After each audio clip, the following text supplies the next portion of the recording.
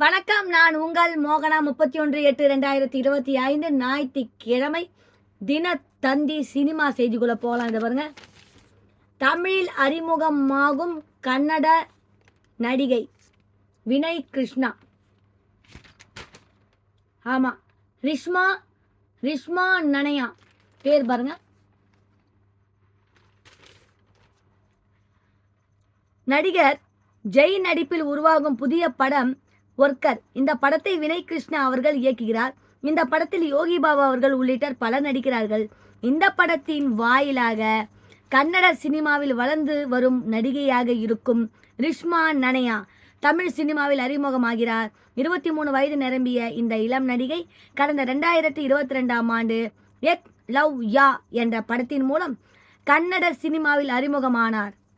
இவர் தொடர்ந்து Rana, spooky, college Banadariyali, Kannada அதாவது college Banadariyali, Kannada super star உபேந்திராவுடன் யூஜா வாமனா, KD டெலிவில் அதாவது KD தி டெவில் ஆகிய படங்களில் நடித்து முன்னணி நட்சத்திரமாக உயர்ந்தவர் என்பது குறிப்பிடத்தக்கது.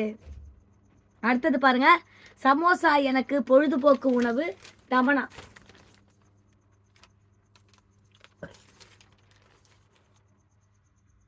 சினிமாவில் நடிக்கும் பல நடிகைகளும் தங்களின் உணவில் கட்டுப்பாடு வைத்திருப்பார்கள். அதுவும் எண்ணெய் பலகாரத்தை அறவே தவிர்ப்பார்கள். ஆனால் நடிகை தமனா சமீபத்தில் அளித்த ஒரு பேட்டியில், நான் அடிக்கடி பொழுதுபோக்காக சாப்பிடும் உணவாக சமோசா இருக்கிறது என்று தெரிவித்திருக்கிறார். இது பற்றி அவர் கூறியதாவது, எனக்கு பிடித்த உணவில் ஒன்று சமோசா. அதுவும் அது டீ அல்லது காப்பியுடன் சேர்த்து சாப்பிடும்போது அதன் சுவையை பற்றி சொல்ல வேண்டியதே இல்லை. அவ்வளவு சிறப்பாக இருக்கும். நான் ஒரே நேரத்தில் 5 சமோசாக்கள் கூட சாப்பிடுவேன். உருளைக்கிழங்கை வைத்து சமோசாக்கள் தான் என்னுடைய விருப்பம். பன்னீர், கேரட் உள்ளிட்ட பிற பொருட்களால் செய்யப்பட்ட சமோசாக்களை நான் விரும்புவதில்லை. என்னுடைய வீட்டில் சமோசா செய்வதில்லை என்றாலும் திரையரங்குகளில் கிடைக்கும் சமோசாக்களை அடிக்கடி சாப்பிடுவேன். சமோசா எனக்கு ஒரு பொழுதுபோக்கு உணவு என்று இவ்வாறு அவர் கூறியுள்ளார். எனக்கும் சமோசாவில் உருளைக்கிழங்கு போட்டு சாப்பிட்டா தான் பிடிக்கும். கேரட்லாம் போட்டால் பிடிக்காது. அப்புறம் பாருங்க. இளையராஜா ஐயாவுக்கு நன்றி சொன்ன ரவி மோகன் அவர்கள் பட இயக்குனர் கார்த்திக் யோகி. இத பாருங்க.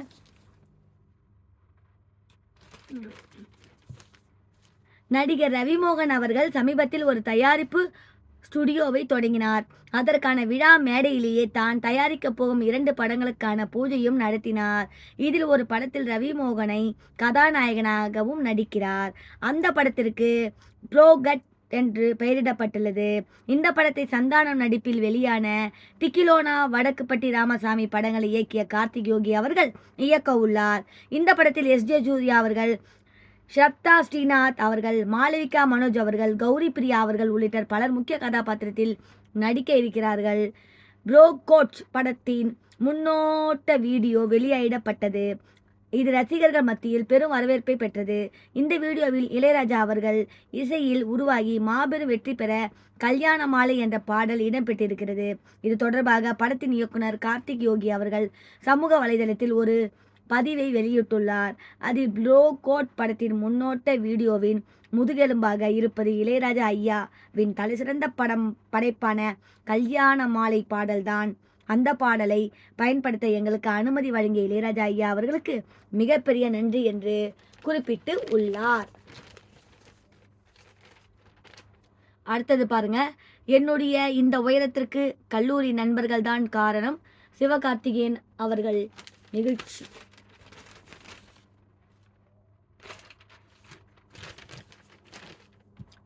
சிவகார்த்திகேயன் அவர்கள் நடிப்பில் AR முருகதாஸ் அவர்கள் இயக்கத்தில் உருவாகியிருக்கும் திரைப்படம் மதராசி. இந்த படம் இன்னும் சில தினங்களில் திரைக்கு வர இருக்கிறது. இந்த நிலையில் படத்திற்கான ப்ரமோஷன் பணிகளில் படக்குழுவினர் ஈடுபட்டுள்ளனர். இதன் ஒரு பகுதியாக சிவகார்த்திகேயன் அவர்கள் மற்றும் அந்த படத்தின் நாயகி ருக்மணி வசந்த் அவர்கள் கோயம்புத்தூரில் நடந்த ஒரு விழாவில் பங்கேற்றனர். அதில் கல்லூரி மாணவர்களிடையே பேசிய சிவகார்த்திகேயன் அவர்கள், நம்முடைய வாழ்க்கையில் அன்பு மிகவும் முக்கியமான ஒன்று. என்னுடைய நடிப்பில் வெளியாகி இருக்கும் மதராசி திரைப்படமும் அன்பை மையமாக கொண்டதுதான். படம் மிக சிறப்பாக வந்திருக்கிறது. 3 ஆண்டுகளுக்கு பிறகு இந்த படத்தின் மூலம் நானும் இசையமைப்பாளர் அனிருத் அவர்களும் இணைந்துள்ளோம். சண்டை காட்சிகள், உடலில் வலியை ஏற்படுத்தும் காதல் காட்சிகள் மனதிற்கு வலி தரும். எனக்கு உடல் வலியை விட மனதின் வலிதான் பிடிக்கும். இயக்குனர்களின் யாரை பிடிக்கும் என்று குறிப்பிட்டு சொல்ல முடியாது. என்னை இயக்கியவர்கள் மட்டுமின்றி ஒவ்வொரு படைப்பாளியும் எனக்கு பிடித்தவர்கள்தான். எனக்கு ஒரு மேஜிக் ரிமோட் கிடைத்தால் நான் என்னுடைய கல்லூரி நாட்களுக்குள் தான் திரும்பிச் செல்வேன். அங்கே பின்வரிசையில் அமர்ந்து நண்பர்களோடு கிண்டல் செய்து விளையாடிய நாட்களை மீண்டும் அனுபவிப்பேன். கல்லூரி காலத்தில் எனக்கு கிடைத்த நல்ல நண்பர்கள் தான் நான் இன்று இந்த இடத்திற்கு வந்திருக்கிறேன் என்றார். இயக்குனர் எஸ்.என். சக்திவேல் அவர்கள் மரணம். சின்ன திரையில் தொலைக்காட்சி தொடர்களை இயக்கி பிரபலமானவர் இயக்குனர் எஸ்.என். சக்திவேல் அவர்கள். இவர் 2006ஆம் ஆண்டு செல்லடி நீ எனக்கு என்ற தொலைக்காட்சி தொடர் மூலம் இயக்குனராக அறிமுகமானார். பின்னர் நகைச்சுவை தொடர்களான சின்ன பாப்பா பெரிய பாப்பா மூலமாக தமிழ்நாட்டு மக்களின் வீடுகளில் சென்றடைந்தார். மேலும் சில தொலைக்காட்சி தொடர்களை இயக்கிய எஸ்.என். சக்திவேல் அவர்கள் 2015ஆம் ஆண்டு இவனுக்கு தன்னிலை கண்டம் என்ற படத்தை இயக்கினார். இவர் ஆர்.கே. செல்வமணி அவர்களுடன் வடிவெளியும் வைத்து நீயும் நடுவுல பேயும் என்ற படத்தை இயக்குவதாக இருந்தது. இந்த நிலையில் உடல்நலக்குறைவு காரணமாக நேற்று காலை மரணமடைந்தார். அவருக்கு வயது 60. இவருக்கு மனைவி மற்றும் 2 மகள்கள் உள்ளனர். நேற்று நம்ம பார்த்தோம் இவர் இறந்ததை. அன்னாருடைய ஆத்மா சாந்தியடைய எல்லாம் வல்ல இறைவனை இந்த யூடியூப் சேனல் மூலமாக கேட்டுக்கொள்கிறோம்.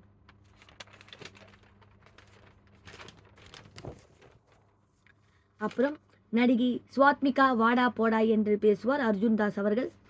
கைதி படத்தில் வில்லனாக மிரட்டிய அர்ஜுன் தாஸ் கதாநாயகனாகவும் நடித்து வருகிறார்.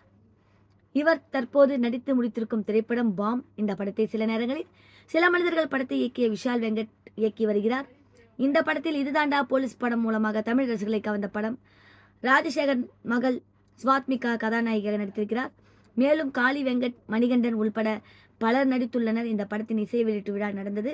இதில் அர்ஜுன் தாஸ் பேசும்போது இந்த படம் வித்தியாசமான கதை அம்சத்துடன் நல்ல மேனேஜ் செல்லும் படமாக உருவாகியுள்ளது. இந்த படத்திற்கு இமான் அவர்கள் இசையமைக்கிறார் என்றும் தெரிந்ததும் மகிழ்ந்தேன். அவர் இருந்தால் படம் பாதி வெற்றி பெற்றது போல என்று இயக்குனரிடம் சொன்னேன். இந்த படத்தின் பின்னணி இசையில் முதுகெலும்பாக அவரது இசை இருக்கும். நான் நடித்த அநீதி படத்தில் காளி வெங்கட் நடித்திருந்தார். ஆனால் அவருக்கு என்னுடன் காட்சிகள் இல்லை. இந்த படத்தில் அதுக்கெல்லாம் சேர்த்து வைத்து இணைந்து நடித்து விட்டோம். இங்கே பேசிய சுவாத்மிகா மேடை நாகரிகம் கருதி என்னை சார் என்று கூறினார். ஆனால் படைப்பிடிப்பு தளத்தில் வாடா போடாதான் அந்த அளவுக்கு நாங்கள் நண்பர்களாக மாறி போனோம். இந்த படத்தில் நான் மட்டும் கதாநாயகன் இல்லை. படத்தில் இயக்குனர், உதவி இயக்குனர்கள், என்னுடைய நடித்த சக கலைஞர்கள் அனைவருமே கதாநாயகர்கள் தான். நானும் இந்த படத்தில் சிறிய கதாபாத்திரம் செய்திருக்கிறேன் என்று தான் நினைக்கிறேன். அந்த அளவுக்கு படத்தில் அனைவருக்கும் முக்கியத்துவம் இருக்கிறது என்றார். அடுத்தது பாருங்க, அதாவது சினிமா விமர்சனம் குற்றம் புதிதுங்க. இத பாருங்க,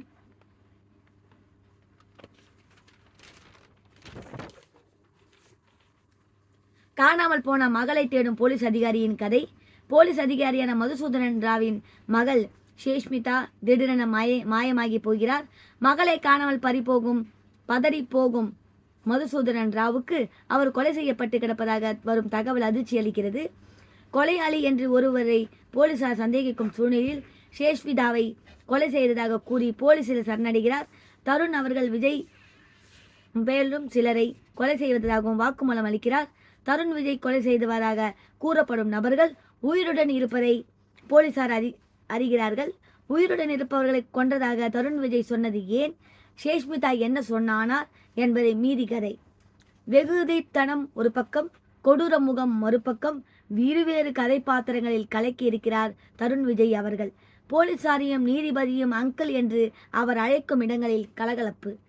பாசக்கார மகளாக வரும் ஷேஷ்மிதாவின் அலட்டல் இல்லாத நடிப்பு ரசிக்க வைக்கிறது. கலவரமான காட்சிகளில் இன்னும் மெனக்கெட்டு இருக்கலாம். மதுசூதனன் ராவ், நிழல் ரவி, பாய்ஸ் ராஜன் ஆகியோரின் அனுபவ நடிப்பு கை கொடுத்திருக்கிறது. ராம்சி நடிப்பை பாராட்டலாம்.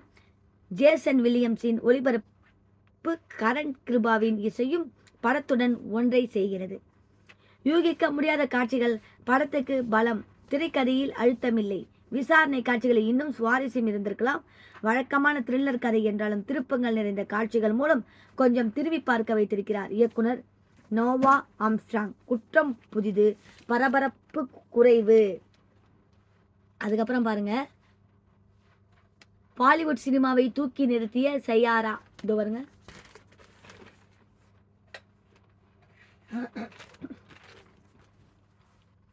பாலிவுட் திரைப்படங்கள் கடந்த சில ஆண்டுகளாக வெற்றியை ருசிக்க போராடி கொண்டிருக்கின்றன. அதே நேரம் பெயர் சொல்லும் வகையில் சில படங்கள் வரைதான் செய்கின்றன. அந்த வகையில் இந்த ஆண்டு தொடக்கத்தில் வெளியான சாவா என்ற சரித்திர படம் மிகப்பெரிய வசூல் சாதனை நிகழ்த்தியது. 2025ஆம் ஆண்டில் பாதியை கடந்த விட்ட நிலையில் சாவா திரைப்படம் தான் இந்த ஆண்டு இந்திய அளவில் அதிக வசூல் செய்த படங்களில் முதல் இடத்தில் உள்ளது. இந்த படம் உலக அளவில் 800 கோடியை வசூல் செய்திருக்கிறது. இந்த நிலையில் கடந்த ஜூலை மாதம் சையாரா என்ற காதல் திரைப்படம் பாலிவுட்டில் வெளியானது. இந்தியில் இதற்கு முன்பு வெளியாகி மிகப்பெரிய வெற்றியை பெற்ற காதல் திரைப்படங்களை அஷிகி 2 வரிசையில் சையாரா படமும் அமைந்திருக்கிறது. இது பாலிவுட் ரசிகர்களை மிகவும் கவர்ந்ததால் 40 நாட்களை கடந்தும் இந்த படம் திரையரங்குகளில் ரசிகர்களின் யோகோபித்த ஆதரவுடன் ஓடிக்கொண்டிருக்கிறது. இந்த படத்தை பல ரொமான்டிக் படங்களை இயக்கி வரும் மிகப்பெரிய வெற்றியை பெற்ற அஷிகி 2 பட இயக்குனருமான மோகித் சூரி இயக்குகிறார். இசையில் உச்சத்தை எட்ட வேண்டும் என்று நினைக்கும் இளைஞனுக்கும் மருத்துவ ரீதியாக பெரிய பிரச்சனையில் இருக்கும் ஒரு பெண்ணுக்கும் இடையே ஏற்படும் காதலையும் அவர்கள் இணைவதில் தங்களின் லட்சியத்தை எட்டுவதில் உருவாகும் சிக்கல்களையும் அதிக காதலுடன் சென்டிமெண்ட் கலந்து சொல்லியிருக்கும் படம்தான் சையாரா. வெற்றிகரமான கதை திரைக்கதையாக அமைந்திருப்பதால் காட்சியில் பரபரப்பாக நகர்கின்றன. அதோடு அஷிகி போன்ற காதல் படங்களில் உள்ள சோக முடிவு இதில் இல்லை என்பதும் படத்திற்கு கூடுதல் வலு சேர்ப்பதாக அமைந்திருக்கிறது. இந்த படம் வெளியான முதல் நாளில் இருந்தே ரசிகர்கள் மற்றும் விமர்சகர்களிடம் இருந்து நேர்மறையான விமர்சனங்களை கிடைத்துள்ளன.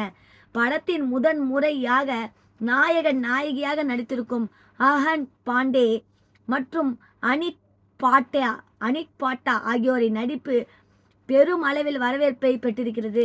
வழக்கமாக பாலிவுட்டில் வெளியாகும் திரைப்படங்களுக்கு படம் வெளியாகும் முன்பே படக்குழுவினர் அனைவரும் ப்ரொமோஷன் செய்வார்கள். ஆனால் இந்த படத்தின் கதாநாயகனும் நாயகியும் ப்ரொமோஷனில் பங்கேற்கவில்லை. அதற்கு பட தயாரிப்பு நிறுவனம் மற்றும் இயக்குனர் தரப்பில் இருந்து ஒரு விளக்கம் அளிக்கப்பட்டது. அந்த படத்தின் நாயகன் நாயகி இருவரும் புதுமுகம்.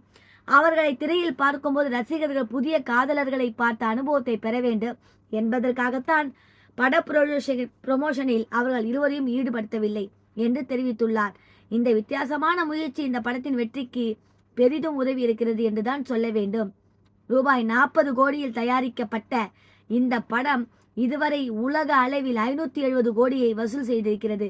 இந்தியாவில் மட்டும் 400 கோடியே கடந்திருக்கிறது. இந்த மிகப்பெரிய வெற்றி பாலிவுட் சினிமா துறையினரை மகிழ்ச்சி கடலில் ஆழ்த்தி இருக்கிறது. இத்துடன் இந்த சினிமா செய்திகள் முடிவடைகிறது. மேலும் வேறொரு செய்தியுடன் நான் உங்களை சந்திக்கிறேன். அதுவரை உங்களிடமிருந்து விடைபெறுவது உங்கள் மோகனா. நன்றி, வணக்கம்.